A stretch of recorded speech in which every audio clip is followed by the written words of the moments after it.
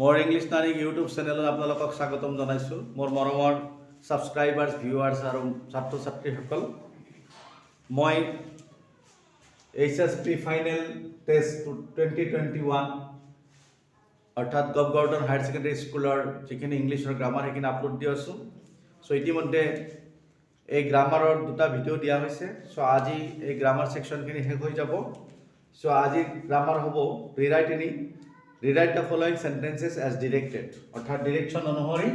Sentence বিলাক লিখিব লাগে বিভিন্ন ট্ৰান্সফৰমেশন অফ সেন্টেন্স সম্পৰ্কে সো প্ৰথমটো আছে this is one of the best colleges in the northeast ইয়াত কম্পারেটিভ ডিগ্রি কৰিব লাগে this is one of the best colleges in the northeast so এই সেন্টেন্সটো কম্পারেটিভ ডিগ্রি লৈ পৰিৱৰ্তন কৰিব দিছে অৰ্থাৎ ই আমাৰ সুপাৰলেটিভ ডিগ্ৰি আছে সুপাৰলেটিভ টাকা কাৰণে মই লিখিছো এছ ডি বুলি লিখিছো so it should be turn into or transformed into a comparative degree so এটো আপোনালোকে জানে যে এটো comparative superlative degree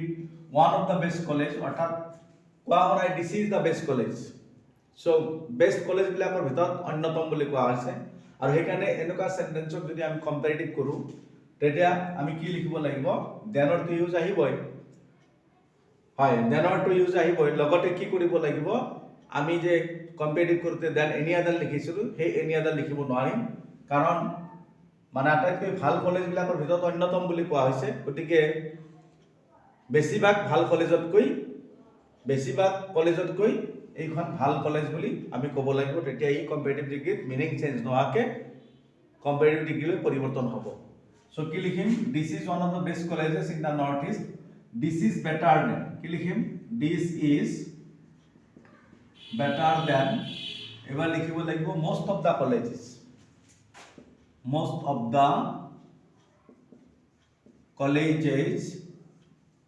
in the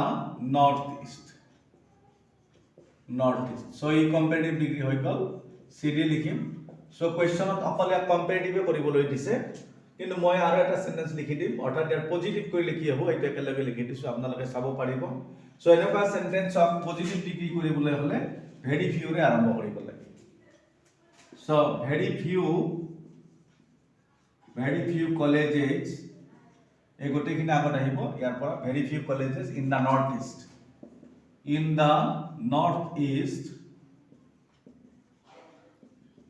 are as good as this মানে এই কলেজৰ কথা কোৱা হৈছে গতিকে as this কলেজ বুলি লিখিব পাৰে ওকে লিখিলে মিনিংটো আৰু ধুনিয়া হৈ যাব so very few colleges in the north east are as good as this college okay so এই পজিটিভ ডিগ্রি পিডি হৈ যাব as this মানে as this কলেজ ওকে কলেজকে বুজাইছে এখানে যদিও ৰিপিট হৈছে কলৰ ওয়াৰ্ডটো দিলে আমাৰ সেন্টেন্সটো সম্পূৰ্ণ হোৱা যেন লাগে আৰু ভাল লাগে ওকে সেকেন্ড সেন্টেন্স তো আহিলে gold is more valuable than silver ইয়াৰ ডিগ্ৰি চেঞ্জ কৰিব দিছে gold is more valuable than silver so ইয়াতে তুলনাটো দুটা অবজেক্টৰ মাজত আছে এটা গোল্ড আৰু সিলভাৰ আৰু দেন আছে মোৰ ভ্যালুয়েবল আছে that is why it is in comparative degree ইয়াক পজিটিভলৈ ট্ৰান্সফাৰ কৰিব লাগে সো পজিটিভ কৰিব লগা হলে কি সাবজেক্টৰ প্লেস চেঞ্জ কৰিব লাগিব গোল্ডৰ ঠাইত কি আহিব সিলভাৰ আহিব আৰু সিলভাৰৰ পিছত আমি আছে ভাৰ্ব লিখিলো নেগেটিভত লিখিব লাগিব সিলভাৰ ইজ নট তাৰপিছত এজ ভ্যালুয়েবল অৰ্থাৎ মোর উঠি যাব যেহেতু কম্পারেটিভ ডিগ্রিত আছে পজিটিভ ডিগ্রিত মোর নাথাকে গতিকে ভ্যালুয়েবল লিখিব লাগিব as valuable as gold okay so এই পজিটিভ ডিগ্রি হৈ গল যদিও কোনোবাই এই এসৰ জায়গাত সো লিখে সো লিখিব পাৰে অৰ্থাৎ silver is not so valuable as gold অৰ্থাৎ যেতিয়া আমি নেগেটিভত পজিটিভ কৰিম তেতিয়া এই যেটো অ্যাডজেক্টিভৰ আগত যেটো এজ থাকে এজৰ ফলনে আমি সো লিখিব পাৰো ওকে যেতিয়া ইয়াতে নট থাকে অৰ্থাৎ নেগেটিভ থাকিলে so silver is not as valuable as gold or silver is not so valuable as gold so মৰমৰ ছাত্ৰ ছাত্ৰীসকল নিশ্চয় বুজি পাইছে মই কি ক'ব বিচাৰিছো he promised to help me he promised he promised to help me. এইটো সিম্পল সেন্টেন্স ইয়াক কমপ্লেক্স কৰিবলৈ দিয়া আছে this is a simple sentence অৰ্থাৎ এসএস বুলি লিখিলো সিম্পল সেন্টেন্স ওকে ইয়াক কমপ্লেক্স কৰিবলৈ দিছে সো এনেকুৱা সেন্টেন্সক যেতিয়া আমি কমপ্লেক্স কৰিব বিচাৰিম তেতিয়া কমপ্লেক্স কৰা মানে কি যে তাত এটা সাবঅৰ্ডিনেট ক্লজ বনাব লাগিব সাবঅৰ্ডিনেট ক্লজ বিলাক সাধাৰণতে কি আমাৰ that what which how এনেকুৱা ওয়ার্ডের সাবঅর্ডিনেট ক্লজ বিলাক লিখা হয় বা ইফো থাকে কেতিয়াবা সো এতিয়া এই সেন্টেন্সটো কমপ্লেক্স কৰিবলৈ হলে আমি কি কৰিম অলপ চিন্তা কৰি চাও যে এইটো হি প্ৰমিসড এইটো হল মেইন ক্লজ বা প্ৰিন্সিপাল ক্লজ হৈ থাকিব বাকি টু হেল্প মি এইখিনিক আমি সাবঅৰ্ডিনেট ক্লজ বনাবলৈ চেষ্টা কৰিম সো এনেকুৱা যেতিয়া কি থাকে ইনফিনিটিভ থকা সেন্টেন্স থাকে তেতিয়া আমি সাধাৰণতে কি লিখো মাজত that ব্যৱহাৰ কৰিলে সেন্টেন্সটোৰ মিনিং একে থাকে আৰু that ইউজ কৰাৰ লগে লগে সেন্টেন্সটো কি হৈ যাব কমপ্লেক্স হৈ যাব সো আমি এনেকৈ চেষ্টা কৰিব পাৰো he promised that he would help me okay নিশ্চয় আপোনালোকে বুজি পাইছে he promised to help me তেওঁ মোক সহায় কৰিবলৈ প্ৰতিজ্ঞা কৰিছিল যে তেওঁ মোক সহায় কৰিব গতিকে এফালে প্ৰমিস তাৰ কাৰণে এফালে আমি কি লিখিব লগা হৈছে he would সহায় কৰিব সো to help এটো infinitive of that he would help লৈ পৰিৱৰ্তন কৰাৰ লগে লগে ই কমপ্লেক্স সেন্টেন্স হৈ যাব আৰু এনেকুৱা সেন্টেন্সৰ পৰিৱৰ্তনৰ ক্ষেত্ৰত আমি ইংলিশৰ অলপ নলেজ লাগিব অৰ্থাৎ ওয়াৰ্ডৰ ইউজ বিলাক জানিব লাগে ওকে আৰু মিনিং বুজি পালে ভাল নহলে কিন্তু অলপ প্ৰবলেম হয় that is why it will be he promised that he would এফালে would এখানে লিখিলো এফালে promised আছে past tense is followed by past tense হয়তো কোনোবাই সুধিব পাৰে যে স্যার এতে will লিখিলে হ'ব নেকি যে will লিখিলে নহয় কাৰণ এফালে কি আছে promised আছে it is already in past tense that is why here will use the past tense form of will okay past tense is followed by past tense so he promised that he would help me a complex sentence হৈ গল cx বুলি লিখিছো complex sentence okay এবার আহিল being ill he could not attend school b being ill he could not attend school এইটো simple সেন্টেন্সত আছে অর্থাৎ SS বুলি লিখিছো ইয়াক আকৌ কি কম্পাউন্ড কৰিবলৈ দিছে সো কোন এটা সেন্টেন্সত যদি কম্পাউন্ড সেন্টেন্স কৰিবলগীয়া হয় তেৰে সেই সেন্টেন্সটো কি দুটা কোঅৰ্ডিনেটিং ক্লজ অৰ্থাৎ সমপৰ্যায় ক্লজৰ ব্যৱহাৰ কৰিবলৈ চেষ্টা কৰিব লাগিব আৰু তেনেকুৱা দুটা কোঅৰ্ডিনেটিং ক্লজ বনাবলৈ বা কোঅৰ্ডিনেট ক্লজ বনাবলৈ হলে আমি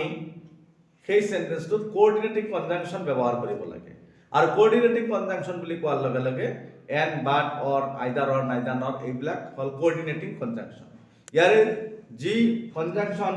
ব্যৱহাৰ কৰিলে সেন্টেন্সটোৰ মিনিং একে থাকিব appropriately সেই কনজাংশনটো ইউজ কৰি আমি কম্পাউন্ড সেন্টেন্স বনাব লাগিব সো এটা চাও being ill he could not attend school বেমাৰ হোৱাত তেওঁ স্কুল এটেন্ড কৰিব নোৱাৰিছিল তাৰমানে স্কুলত যাব নোৱাৰি উপস্থিত থাকিব নোৱাৰিছিল তেতিয়াহ'লে ইয়াত যদি আমি কম্পাউন্ড সেন্টেন্স কৰো দুটা ক্লজ বনাব লাগিব আৰু দুটা কি কোঅৰ্ডিনেট ক্লজ হ'ব লাগিব সমপৰ্যায় ক্লজ কোনো কাৰো ওপৰত ডিপেন্ড নকৰাকৈ সো ইটো কি হ'ব he was ill যদি লিখো যেতে এটা ফুটনোট আছে he was ill and he could not attend school তেতিয়াহ'লে কিন্তু কি হ'ব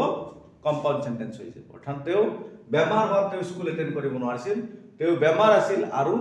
স্কুল এটেন্ড কৰিব নোৱাৰিছিল নিশ্চয় কম্পাউন্ড সেন্টেন্স হৈ গ'ল আৰু মিনিংটো ঠিকে থাকিলে তেওঁ বেমাৰ আছিল আৰু স্কুল এটেন্ড কৰিব নোৱাৰিছিল সো কি লিখিম he was ill and could not যেহেতু সাবজেক্ট এটাই আছে সেইকাৰণে আমি ইয়াতে হি লিখিলো he was ill and could not attend school নিশ্চয় কি হৈ গ'ল কম্পাউন্ড সেন্টেন্স ওকে সিডি বুলি লিখিছো কম্পাউন্ড তো নিশ্চয় বুজি পাইছে ইয়াত দুটা ক্লজ আহি গৈছে আৰু দুটা কি কোঅৰ্ডিনেট ক্লজ অৰ্থাৎ he was ill he could not attend school আমি যদি এনালাইসিস কৰো দুটা ক্লজ পাম আৰু দুটা ক্লজ এন্ডেৰে কম্বাইন হৈছে that is why it is called a compound sentence okay so being ill he could not attend school simple sentence. He was ill and could not attend school. It is a compound sentence. Next ahile, we should love those who live near us. We should love those who live near us. So itu complex sentence. Kan yat who ase আর who live near us, this is a subordinate clause. আর we should love those, এটা একটা principal clause. অর্থাৎ principal clause আর subordinate clause যত থাকে সেই sentence কি হয়, কমপ্লেক্স সেন্টেন্স হয়। সো ইয়াক কি সিম্পল সেন্টেন্স হলে পরিবর্তন কৰিব দিয়া হৈছে। যে সিম্পল সেন্টেন্স কৰা মানে আমি এই কমপ্লেক্স অৰ্থাৎ কোঅৰ্ডিনেট ক্লজটো নোহা কৰিব লাগিব। আৰু কোঅৰ্ডিনেট ক্লজ নোহা কৰা মানে আমি সিম্পল সেন্টেন্সত ফাইনাইট ভাৰ্ব এটাই কৰিব লাগিব।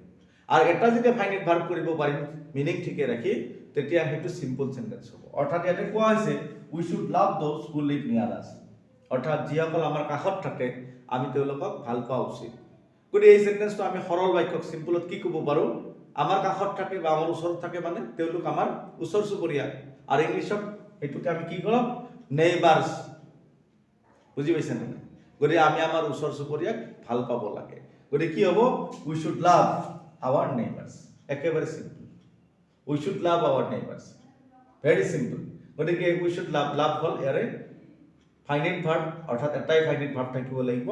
বাকি সেন্টেন্সটোৰ মিনিং কিন্তু একে আছে। কনসাইজ হৈ গ'ল অৰ্থাৎ সৰু হৈ যায়, সেন্টেন্সটো সিম্পল হৈ গ'ল। গতিকে কি লিখিম, we should love our neighbors. We should love our neighbors. So নিশ্চয় বুজি পাইছে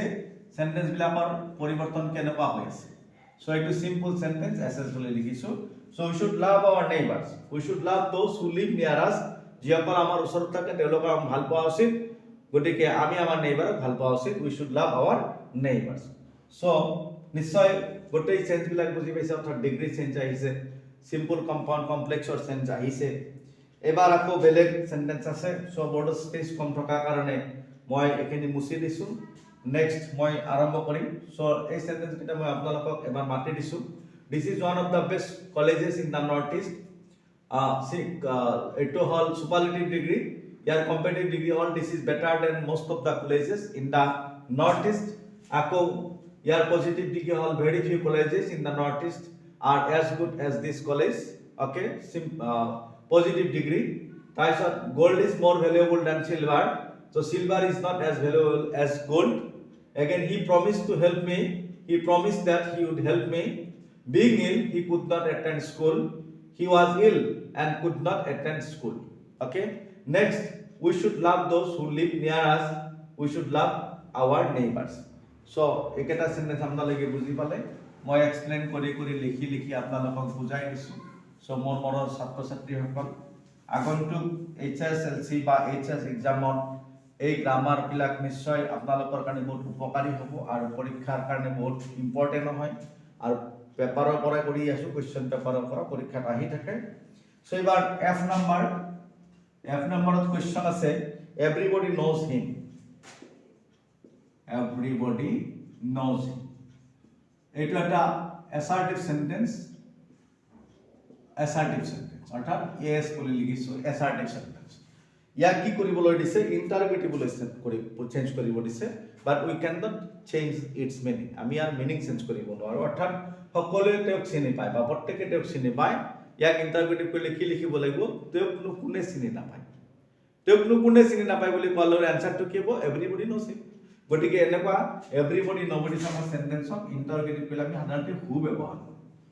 আৰু যেহেতু সেন্টেন্সটো এফাৰ্মেটিভত আছে, তাক নেগেটিভত লিখিব লাগিব, তেতিয়া মিনিংটো এফাৰ্মেটিভত দিব। অৰ্থাৎ তেওঁক প্ৰত্যেকে চিনি পায়, তেওঁকনো কোনে চিনি নাপায়। তাৰমানে এভৰিবডি নোজ হিম, আনসাৰ সেইটোৱে। গতিকে নোজ যেহেতু আছে, গতিকে আমি নেগেটিভ কৰাৰ কাৰণে আমি ডাজৰ সহায় ল'ব লাগিব ভাৰ্বল এটেচ থকাৰ কাৰণে।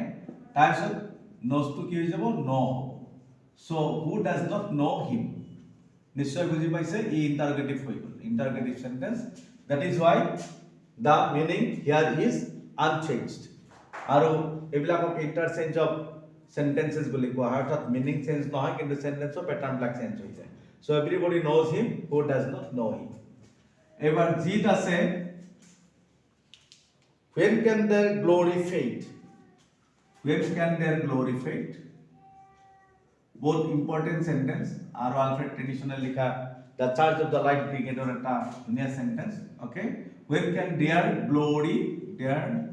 glory fade তো এই সেন্টেন্স ইন্টারগেটিভত আছে ইয়াক এছাৰ্টিভলৈ চেঞ্জ কৰিবলৈ দিয়া হৈছে সো আগৰ নিচিনাই আমি লিখিব পাৰো যে এছাৰ্টিভ যেতিয়া কৰিম তেতিয়া ইয়াৰ যেতিয়া সাবজেক্ট অৰ্থাৎ দেয়াৰ গ্লোৰি ইয়াক আগত আনিলো দেয়াৰ গ্লোৰি তেওঁলোকৰ গ্লোৰি কেতিয়াবা মৰইব পাৰে নে তাৰ আনসাৰ কি হ'ব কেতিয়াও নোৱাৰে সো দেয়াৰ গ্লোৰি কেন আছে লিখিলো আৰু এটি হুৱেন থকা কাৰণে বা কেতিয়াবা নেভাৰক দিয়ে এনেকুৱা সেন্টেন্সত বা এভাৰ থাকে আৰু সৰি এভাৰ থাকে that means can their glory ever fade এনেকুৱা থাকে কেতিয়াবা সেইকাৰণে আমি এই সেন্টেন্সত কি নেগেটিভ ইউজ কৰিব লাগিব ইয়াৰ মিনিং ঠিকে ৰাখাৰ কাৰণে that is why we have to use never their glory can never fade অৰ্থাৎ when can their glory fade সিহঁতৰ glory কেতিয়াবা ফেড হৈ যাব পাৰে নে their glory can never fade সিহঁতৰ glory কেতিয়াও ফেড হৈ যাব নোৱাৰে their glory can never fade okay ই কি হৈ গল সৰি assertive হৈ গল assertive sentence হৈ গল question mark দিব নালাগে we have to put question as a full stop here only John was present there h only John was present there E affirmative sentence বা assertive what আছে ইয়াক negative কৰিব লাগে অৰ্থাৎ affirmative বুলি কলো নেগেটিভ কৰিলে ইয়াৰ এটা নিৰ্দিষ্ট নিয়ম আছে সো মোৰ মৰমৰ ছাত্ৰ ছাত্ৰীসকল যে অনলি থকা সেন্টেন্সক যদি আমি নেগেটিভ কৰিব খুজো তেতিয়া তাৰ নিৰ্দিষ্ট এটা নিয়ম আছে আৰু এই নিৰ্দিষ্ট নিয়মটো আমি we have to get by heart আমি মুখস্থ কৰিব লাগিব বা we have to keep the rule in our memory আমি মনত ৰাখিব লাগিব এটা বুজিব আৰু ইমান কথা নাই কিয় কৈছো যে অনলি থকা সেন্টেন্সক নেগেটিভ কৰিলে বেলেগ কোনো ৰাস্তা নাই নান বাট ব্যৱহাৰ কৰিব লাগিব সো এটো মনত ৰাখা কথা so only will be removed by none but only will be removed by none but কি হল none but John was present there অর্থাৎ ই নেগেটিভ হৈ গল অকল জনেহে তাতে উপস্থিত আছিল জনৰ বাহিৰে তাত কোনো নাছিল আৰু হেকানে meaning only John was present there the meaning is completely unchanged in both the sentences okay next আছে I say this is not the kind of dress to wear in school this is not the kind of dress to wear in school এটো assertive আছে আৰু ইয়াক কি কৰিব লাগে ইন্টাৰগেটিভত লিখিব লাগে সো ইন্টাৰগেটিভ কৰিলে কি হ'ব যে এনেকুৱা ড্ৰেছ স্কুলত পিন্ধিব নালাগে okay this is not the kind of dress এনেকুৱা ধৰণৰ ড্ৰেছ টু ওয়্যাৰ ইন স্কুলত পিন্ধিবলৈ নহয় তে ইন্টাৰগেটিভ যদি কৰিম তে কোৱেশ্চন কৰিব লাগিব আৰু যেহেতু নট আছে ইয়াক এফাৰ্মেটিভত কোৱেশ্চন কৰি দিলে ইন্টাৰগেটিভ হৈ যাব আৰু মিনিং ঠিকে থাকিব তেতিয়া কি লিখিম is this the kind of dress to wear in school very simple নিশ্চয় বুজি পাইছে